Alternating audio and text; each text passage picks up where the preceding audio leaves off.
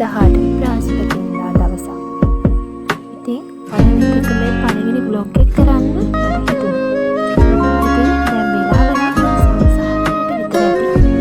ඉතින් මාගේ පුංචි සහෝදරයා පාසලෙන් ගිහගෙන පුංචි ස්කූටරේ ගෙදර එමින් සිටි නමුදු හයිචෝ බලන්නකො කොහෙන්ද